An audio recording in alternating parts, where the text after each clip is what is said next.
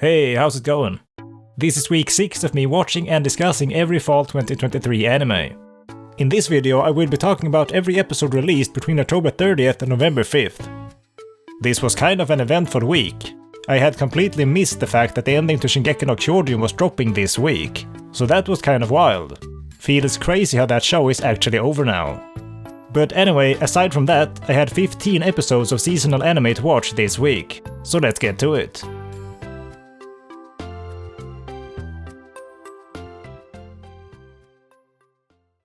Undead Unluck, Episode 5. This episode was kind of all over the place. A whole lot happens in this one.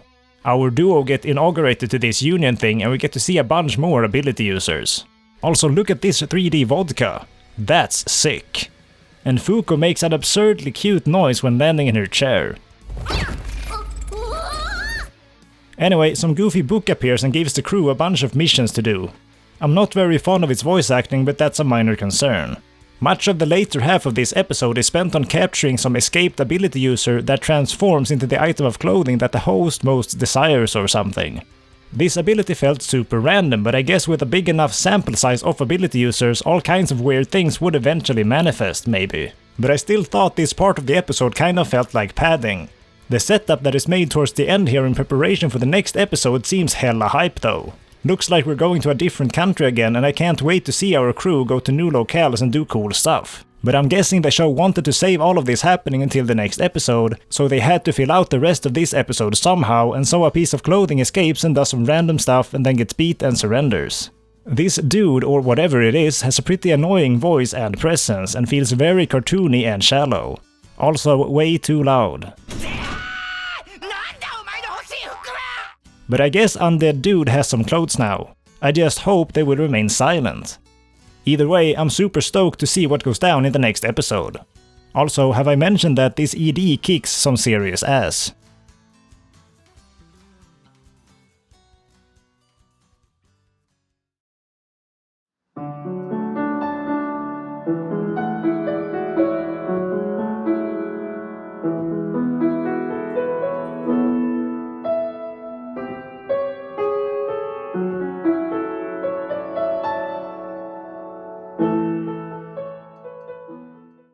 Kamonohashi no Kindan Suiri, Episode 5.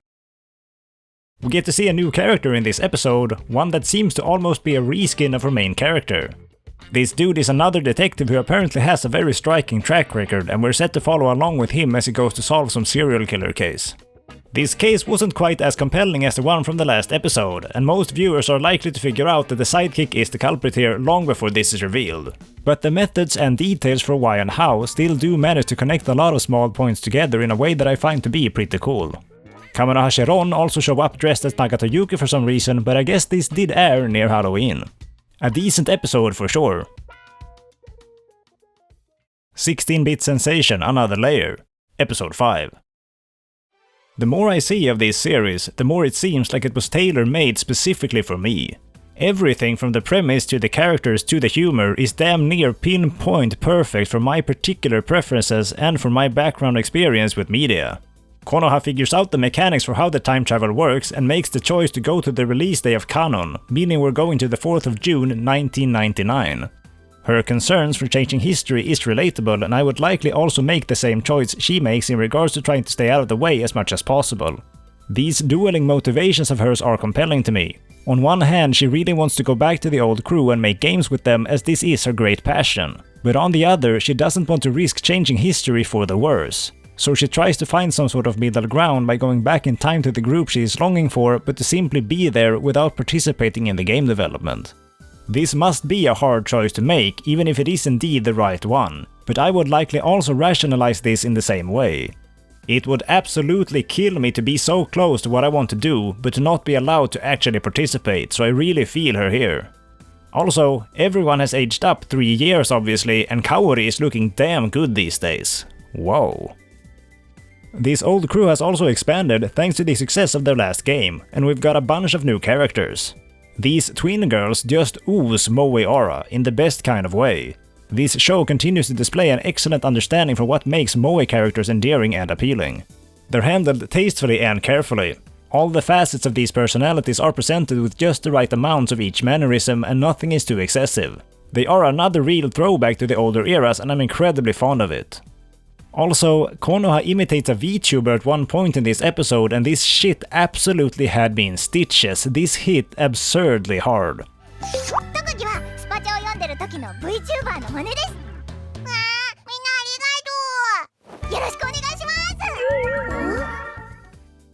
But this is another thing that demands a certain predisposition from the audience. If you have never seen a VTuber stream before, this probably means nothing to you. But if you have, and if you have any kind of interest for VTubers, this shit will likely be incredibly effective as it was for me. The boss of this game company has also gone full rich boy and comes in with this Hawaiian shirt. Just brilliant. The way he talks and how his personality has changed is also incredibly comedic to me and pushes all of the right buttons. Mamoru remains as a reliable pillar of realism. A level-headed dude among all of the moe chaos that acts as an effective mediator for people like me that allows me to more easily connect with the characters of this show. Cute moe girls are great on their own, but when grouped together with down-to-earth characters like these, they really shine even more due to the contrast. This variation does wonders to make things not get too stale, and allows the endearing moe moments to keep hitting hard and maintain their value without overstaying their welcome. You can write a song with only minor chords, but these minor chords probably won't hit as hard unless you also mix in some major chords in there. The contrast makes all the difference. This is also the same with happiness in general. You're unlikely to truly appreciate happiness unless you also feel sorrow every now and then. Anyway, the crew is set to start working on a console port of their latest game. How very exciting! I wonder what console it will be for. I'm not expecting it to be for a real system, even though that would be really cool, but the licensing fees would likely not be worth it for the budget of this series. Seeing Konoha walk around with this mop is so cute and funny, while it also carries a hint of sadness. Crazy how this single frame can carry so many connotations. But yeah, this show continues to absolutely slap for me. It's crazy how it manages to do so many things so very right for me. I did feel that the animation felt a bit more off in this episode than usual, but I'm guessing the budget just isn't all there for a niche project like this. A small bummer for sure, but it isn't to the point where it is distracting or a major detriment to the experience. I'm just glad to get to be along for this wonderful ride.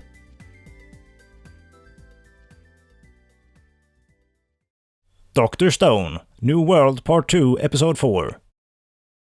The science crew create a functional gun in this episode for the first time in this series.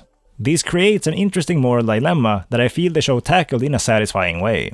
Humankind, the apex species, even in all of their ingenuity and creativity, somehow always end up using it as a means to hurt one another. And even in this group of great people, this solution is forced as a means of self-defense. Their desire to not hurt or kill others is great, but the fact that they acknowledge that sometimes violence must be defended against with violence is something that hits hard for me.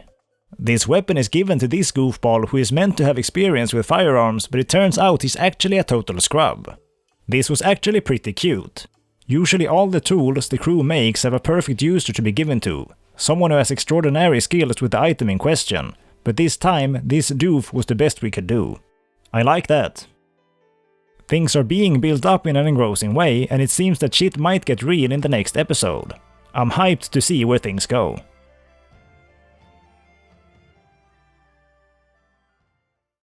Houkago Shounen Hanako-kun, Episode 4. This episode goes hella deep and explains that the world and everything in it does in fact stem from Mokke. Nenne has been transformed into one for some reason, but she has in fact simply returned to Mokke. Tough times, but so it can go, girl. But apparently it was all a dream, or maybe brainwashing? Wild. This green-haired lady continues to be cute. There's a decent chunk of cute Halloween visuals too, but then the episode ends. And if I have understood correctly, this is actually the last one. So this is technically the first Fall 2023 anime that has now ended. I barely remember anything at all except for Mokkes doing cute things. This felt like a very inconsequential season or spin-off or whatever it is. 4 episodes of just completely random antics that don't tie into anything else nor last long enough to elicit any meaningful response. Or well, a 5-minute comedy skit certainly could pack a lot of substance and weight, but I certainly didn't feel like that happened in any of these episodes. At the very least, I found it to be mostly inoffensive, but I will unlikely remember anything about this at all in a few weeks, as it just left that little of an impression. So long, Hanako-kun. Watashi no Oshi wa Akuyaku Reijou, Episode 5. So now we get some mini tournament arc where a bunch of our characters duel each other. Like the last episode, I found this all to be quite dull and uninteresting. The two main characters are enjoyable to watch and they have an entertaining chemistry, but this isn't really the case with most other characters in this show, so whenever the focus lands on the supporting cast, the quality tends to drastically decrease. Battles and action are also two things that certainly do not seem to be this show's specialty. I did think that the duel between our two main girls was decent enough fun, but it wasn't enough to save the episode as a whole. The main duo had also made another bet on who would win and such, and as main girl wins again, she asks for the same thing as last time. Do we really need to drive this home this hard? I understood just fine last time, now it's just getting silly. I will say that the animation held up surprisingly well in this episode, it looked a fair bit better than it did in the battle with the slime. I suppose it helps that only 2 characters were usually active at a time here, as opposed to the dozens or so from the last episode.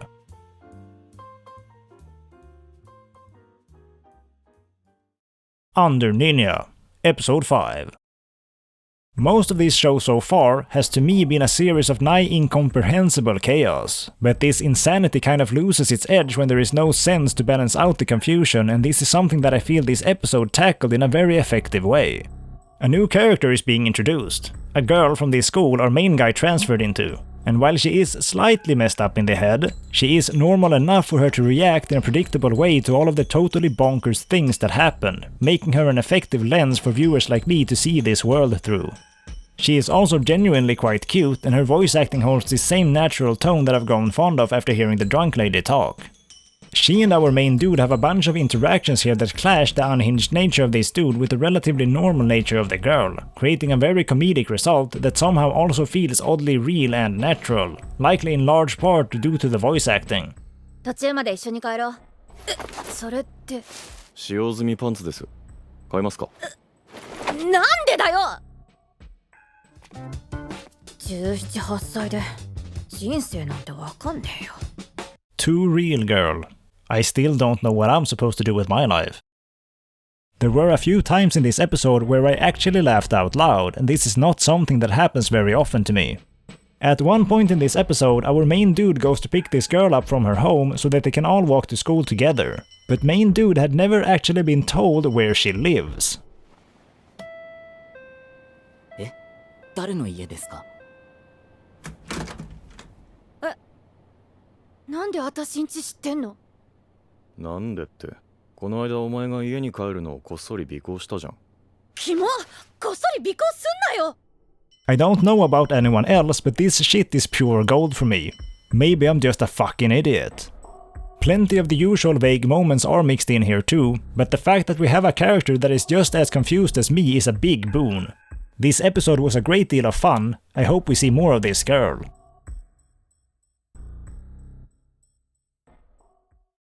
Sousou no Frieren, Episode 9. We get some more animation that goes absurdly hard in this episode. I had figured that the dragon fight in episode 6 would have been a one-off thing and a highlight of this entire series, but now they pull that same thing again here. Absolutely wild. The sheer spectacle of the animation combined with the strong fighting choreography create an utterly ridiculous impact. It's a fantastic thing to behold. I did think that some of the behavior among our characters felt a bit arbitrary though.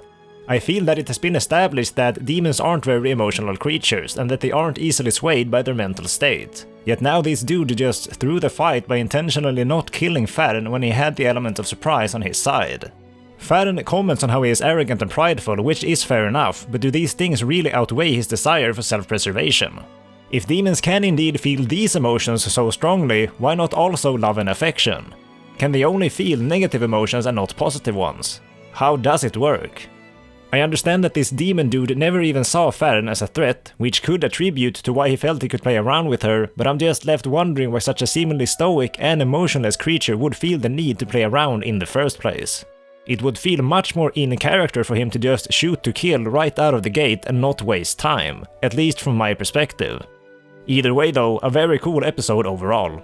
This cut of Frieren talking to Fern was also just really cute and adorable.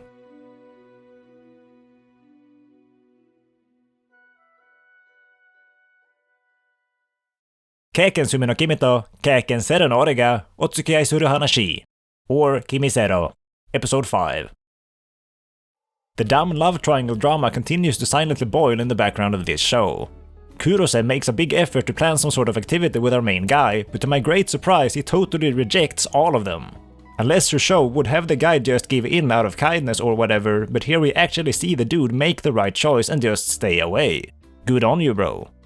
After this, we get a lengthy segment of our main couple just being cute, and I still absolutely love this crap. This doesn't get old for me. This eventually leads to another sex invite, and the way they just naturally discuss whether or not they should is really refreshing. The guy doesn't just go into some dumb fit and start screaming or whatever, he just responds plainly and they have a rational discussion. Thank you. Anyway, after this we get a bunch of ham-fisted foreshadowing from Runa's friend, and then Kurose lures the main guy to meet up with her. I would hope that our main guy is awake enough in the head to suspect that something is off here, but going by the preview it seems like this might not be the case. Do you not see her eyes, dude? It's really annoying how the show insists on cramming these drama parts in where they don't belong. I guess the original author just didn't have enough faith in his own work to believe that it was engaging enough without this conflict, and so he forced it in as a means of keeping people hooked or something. Either way, to me it just weighs the whole show down, and it's a real shame. I think this show is absolutely great aside from these love triangle bits, and I certainly wouldn't have grown tired of seeing our main couple just do what they do for 12 episodes. But oh well, it is what it is.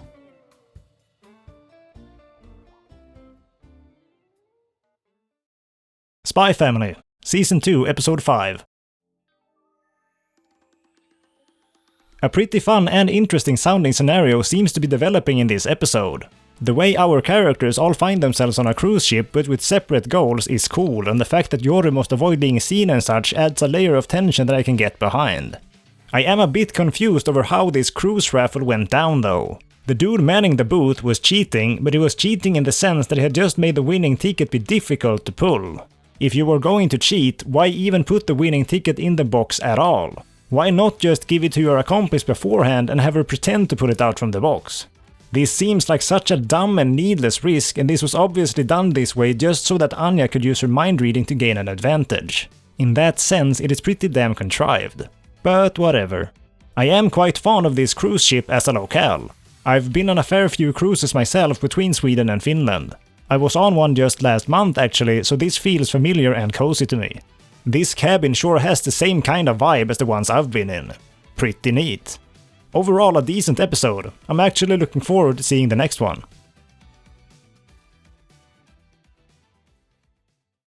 Hikikomari Kyuuketsuki no Monmon, Episode 5. Thankfully, it does seem like this show is returning to its initial state of just being an easygoing show about cute girls.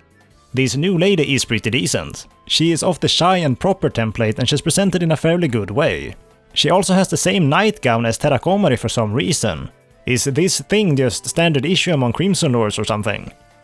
While I do appreciate that the show has taken a step away from the edgy action it was dabbling in, this episode did feel more vapid and boring than the first few the show had. I am still hooked by the cute girls, but the framework around the characters just isn't interesting to me. Some other Crimson Lord lady is pissed at Hikikomari for reasons that I forgot, and she will apparently vote that Hikikomari should be denounced from her role as a Crimson Lord, which would make her explode? Well, I guess that certainly does sound unpleasant. But this new villain lady or whatever is just pretty boring, and the way this narrative progresses feels slow and clunky. Sakuna and Hikikomari have a few cute moments together here and there throughout the episode, which did help to keep me awake and aware of what was going on, but it isn't really enough to tip the scales entirely. But I got to comment on this squeal that Hikikomari lets out here. This noise is just absurd. Listen to this shit.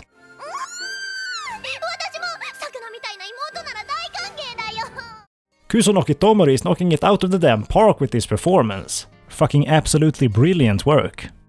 Also, at one point in this episode, Hikikomari says something to her subordinates and they break out into a celebration that legit looks like they are doing a RuneScape emote.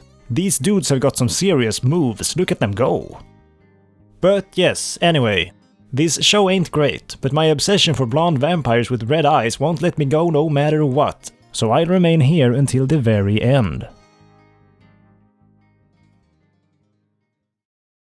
Bokura no Ameiro Protocol, Episode 5. So this episode opens with this actor lady being fucking weird and pasting a photo of the main guy onto a photo with her in it. It's almost impressive how ham-fisted this is. I already understand that she's into the main guy, alright? Chill. These scenes with the main guy and his sister were also just incredibly stiff and boring. Anyway, eventually we get back to the dudes playing their tournament matches, and these matches are just so damn goofy.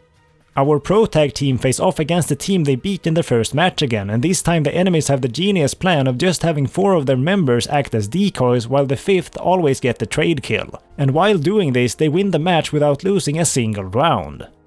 Man, what the fuck do you mean? The way this match is directed is incredibly confusing and difficult to follow. The viewer was never shown how this clutch player was always able to take the trade kills. He'd always seemingly snipe them out of nowhere. The show never actually shows us where he is or anything. But assuming this map isn't total garbage, the pro tag team should have been able to figure out where he would usually be and start to account for their blind spots more. Going by this map we got in the last episode, this sure as hell does not seem to be some open world environment. It's made up of distinct paths and corridors. It wouldn't be difficult to at least try to look at each possible angle where enemies may appear. Whether you actually win the engagements is a different story, but now it seemed like every time they lost, they got killed from outside of anyone's field of vision, and that's just the players being bad in that case. Like, really bad. Unless this enemy dude has some bunny hopping script or some speed hack cheat, there are some locations he simply wouldn't be able to be at certain times. A match like this would never happen in CSGO, because the map designs simply don't allow for it unless incredibly grave player error is made. Which you would think would be something that wouldn't happen in a pro-level tournament, but yet here we are. This was a pretty crappy episode. The others have been at least a little bit of fun bad, but this was just bad.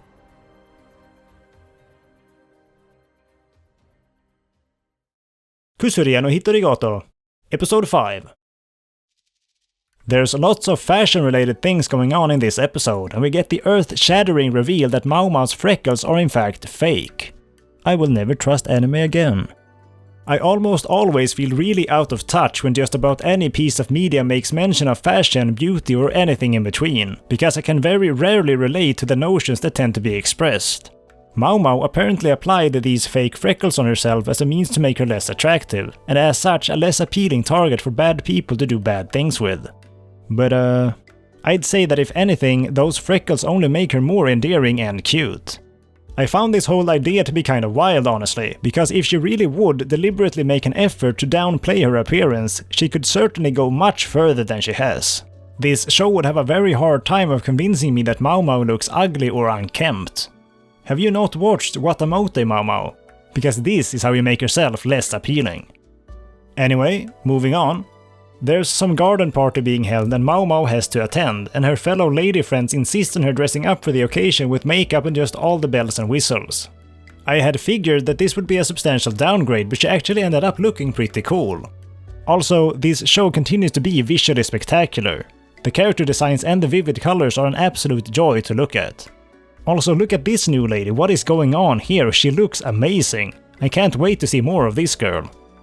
This purple hair man shows up again and is clearly very fond of Mao Mao's new appearance. What is actually the deal with this dude? Is he trying to romance Mao Mao? How old is this guy? Eh? Anyway, very pleasant episode overall. The tone continues to be incredibly comfortable and Mao Mao might be one of the best girls of this whole season.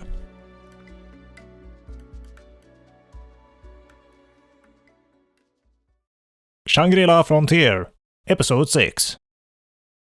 I am really getting fed up with the lack of rules in these video game worlds. It really seems like just about anything goes. In most ways, these video game environments aren't meaningfully different than a normal setting, as they barely follow any of the limitations or mechanics of any video game that I've ever heard of. They talk about how some player founded an empire of her own in some other game and acted as an endgame boss or some shit at the end of some castle. Like, what the hell, man?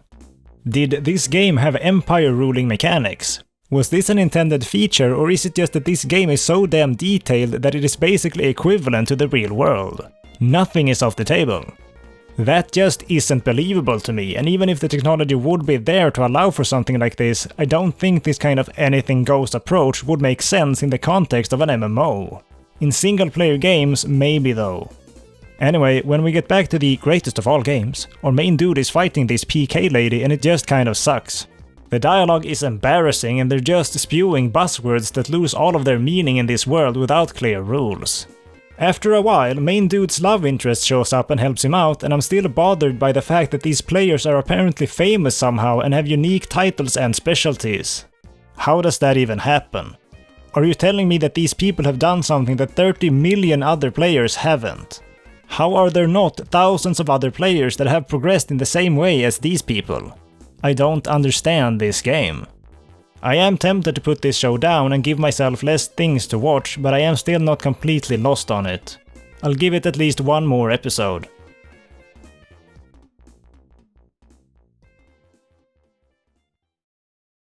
MF Ghost, Episode 6.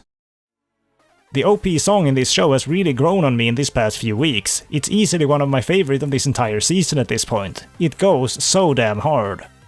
This was another solid episode, but it feels like they might be dragging this race out a bit longer than they maybe should. I'm starting to get sports anime vibes where they somehow managed to drag out a 20-minute match to last for 4 or 5 episodes.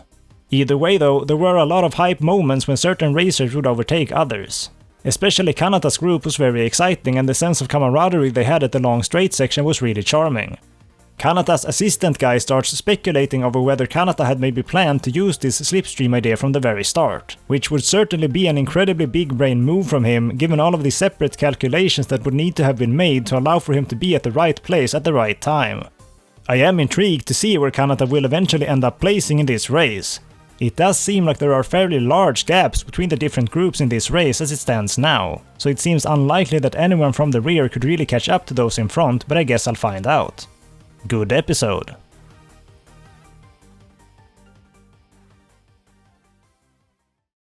And I think that's all there is for now. I feel that some more shows are starting to slip a bit. Particularly Shangri-La Frontier is starting to be a bit of a chore to watch for me, and the most recent episode of Ameiro Protocol was just annoying. But we do still have a good chunk of reliable shows to enjoy. 16-bit Sensation, Dr. Stone, Sousou no Frieren, Undead Unluck and MF Ghost are still cool. Kusuriya no Hitorigoto has also grown on me a fair bit and I've actually really been enjoying it. Kimizero and Hikikomari are both still insisting on self-destructing it seems, but it is what it is. I feel like I'm past the point of no return on both of these, so I'll likely be finishing them either way. Thanks for watching my stuff, I hope you have a cool day, and see you next week perhaps.